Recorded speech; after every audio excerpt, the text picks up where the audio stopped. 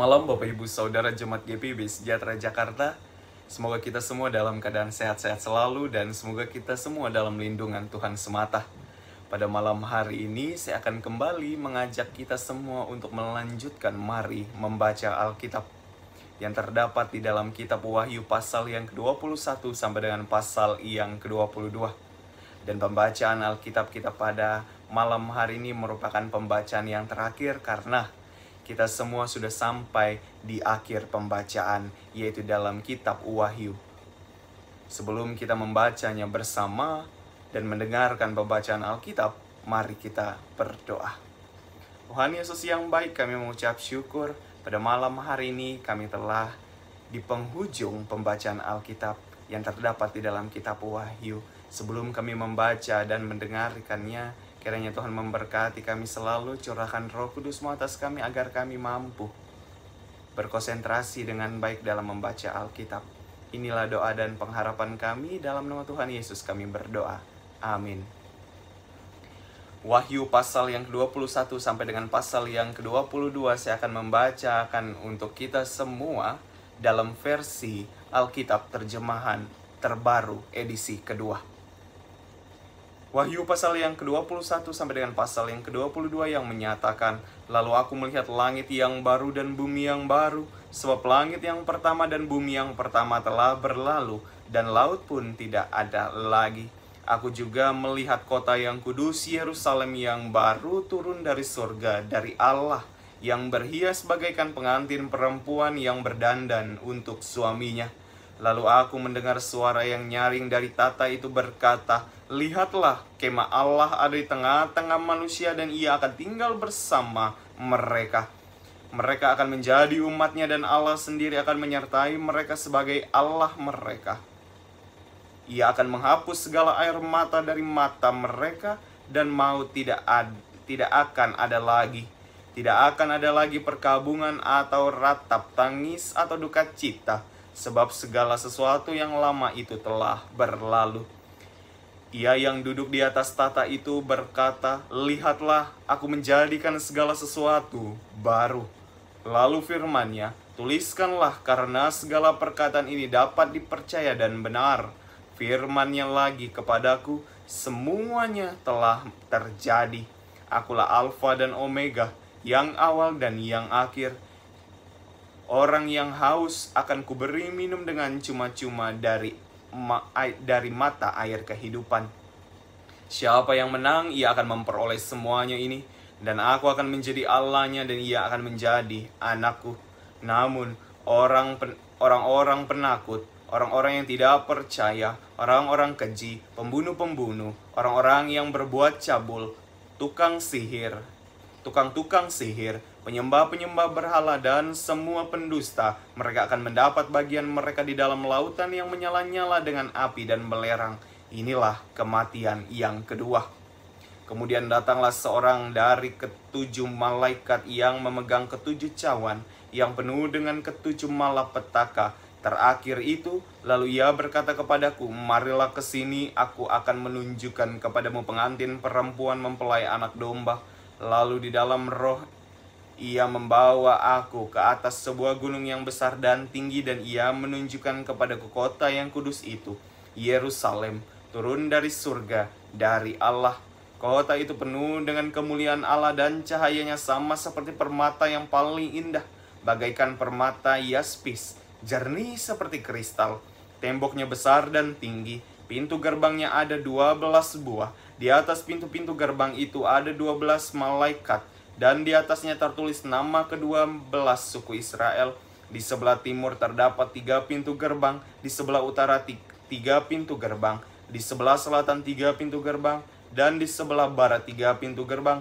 Tembok kota itu mempunyai 12 batu dasar, dan di atasnya tertulis ke-12 nama ke-12 rasul anak domba itu. Malaikat yang berbicara dengan aku mempunyai suatu tongkat pengukur dari emas untuk mengukur kota itu serta pintu-pintu gerbangnya dan temboknya. Kota itu bentuknya 4 persegi, panjangnya sama dengan lebarnya. Lalu ia mengukur kota itu dengan tongkat itu, 12.000 stadia, lebar, panjang, dan tingginya sama. Ia juga mengukur temboknya 144 hasta menurut ukuran manusia yang juga ukuran malaikat. Tembok itu terbuat dari permata yaspis. Kota itu sendiri dari emas murni bagaikan kaca yang jernih. Dasar-dasar tembok kota itu dihiasi dengan segala jenis permata. Dasar yang pertama batu yaspis, yang kedua batu nilam, yang ketiga batu mirah, yang keempat batu zamrud, yang kelima batu unam, yang keenam batu sardis, yang ketujuh batu ratna cempaka, yang kedelapan batu beril, yang kesembilan batu krisolit, yang ketujuh batu kristopras, yang ke-11 batu lazuardi, dan yang ke-12 batu kecubung. Ke-12 pintu gerbang itu adalah 12 mutiara. Setiap pintu gerbang terdiri dari 1 mutiara dan jalan-jalan kota itu dari emas murni bagaikan kaca bening. Aku tidak melihat bait suci di dalamnya karena Tuhan Allah yang Maha Kuasa adalah bait sucinya. Kemudian demikian juga anak domba itu. Kota itu tidak memerlukan matahari dan bulan untuk menyinarinya, sebab kemuliaan Allah meneranginya dan anak domba itu adalah lampunya. Bangsa-bangsa akan berjalan di dalam cahayanya dan raja-raja di bumi membawa kekayaan mereka kepadanya. Pintu-pintu gerbangnya tidak akan ditutup sepanjang hari, sebab malam tidak akan ada lagi di sana. Kekayaan dan hormat bangsa-bangsa akan dibawa kepadanya, namun tidak akan masuk ke dalamnya sesuatu yang najis atau orang yang melakukan kejijikan atau dusta, melainkan hanya mereka yang namanya tertulis di dalam kitab kehidupan anak domba itu. Pasal yang ke-22. Lalu ia menunjukkan kepadaku sungai air kehidupan yang jernih bagaikan kristal dan mengalir keluar dari takhta Allah dan anak domba itu. Di tengah-tengah jalan kota itu, yaitu di kedua sisi sungai itu, ada pohon kehidupan yang berisi 12 kali, tiap-tiap bulan sekali. Daun pohon itu dipakai untuk menyembuhkan bangsa-bangsa. Tidak akan ada lagi yang terkutuk. Tahta Allah dan anak domba akan ada di dalamnya dan hamba-hambanya akan beribadah kepadanya. Mereka akan melihat wajahnya dan namanya akan tertulis di dahi mereka. Malam pun tidak akan ada lagi di sana dan mereka tidak memerlukan cahaya lampu dan cahaya matahari, sebab Tuhan Allah akan menerangi mereka dan mereka akan memerintah sebagai raja sampai selama-lamanya. Lalu ia berkata kepadaku, perkataan-perkataan ini dapat dipercaya dan benar, dan Tuhan Allah yang memberi roh kepada para nabi telah mengutus malaikatnya untuk menunjukkan kepada hamba-hambanya apa yang harus segera terjadi. Sesungguhnya aku datang segera, berbahagialah orang yang menuruti perkataan-perkataan nubuat kitab ini. Aku, Yohanes, akulah yang telah mendengar dan melihat semuanya itu. Setelah aku mendengar dan melihatnya, aku sujud di depan kaki malaikat yang telah menunjukkan semuanya itu kepadaku untuk menyembahnya. Namun ia berkata kepadaku, jangan berbuat demikian. Aku adalah hamba sama seperti engkau dan saudara-saudaramu, para nabi dan semua mereka yang menuruti segala perkataan kitab ini. Sembahlah Allah. Lalu ia berkata kepadaku, jangan memateraikan perkataan-perkataan nubuat kitab ini, sebab waktunya sudah dekat. Siapa yang berbuat jahat, biarlah ia terus berbuat jahat. Siapa yang cemar, biarlah ia terus cemar. Siapa yang benar, biarlah ia terus berbuat kebenaran. Siapa yang kudus, biarlah ia terus menguduskan dirinya.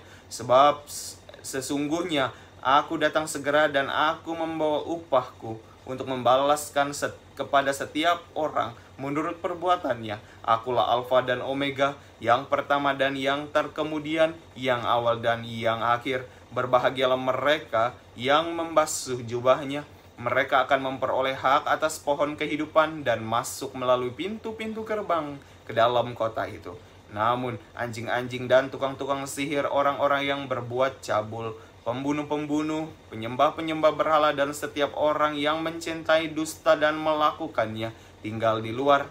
Aku, Yesus, telah mengutus malaikatku untuk bersaksi tentang semuanya ini kepada kamu. Bagi jemaat-jemaat, akulah Tunas, yaitu keturunan Daud, bintang timur yang gilang gemilang, Roh dan pengantin perempuan itu berkata, "Marilah." Setiap yang mendengarnya hendaklah ia berkata, "Marilah." Siapa yang haus hendaklah ia datang, dan siapa yang mau hendaklah ia mengambil air kehidupan dengan cuma-cuma. Aku bersaksi kepada setiap orang yang mendengar perkataan-perkataan nubuat kitab ini. Jika seorang menambahkan sesuatu kepada perkataan-perkataan ini, Allah akan menambahkan kepadanya malapetaka-malapetaka yang tertulis di dalam kitab ini.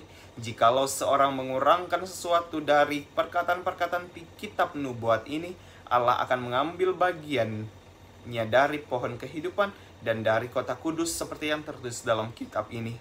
Ia yang bersaksi tentang semuanya ini berfirman, "Ya, aku datang segera. Amin." Datanglah Tuhan Yesus.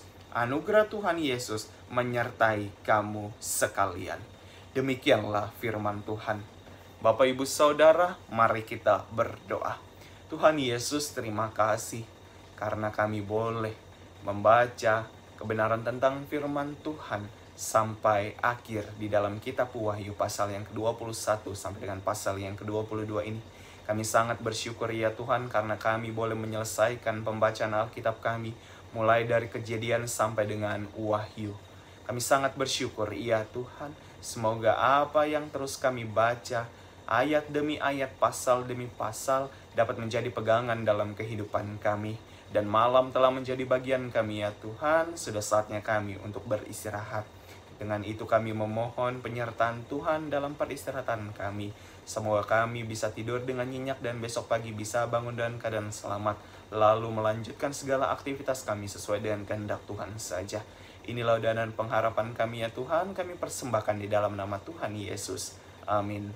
Selamat malam Bapak Ibu Saudara sekalian, selamat beristirahat. Tuhan Yesus memberkati.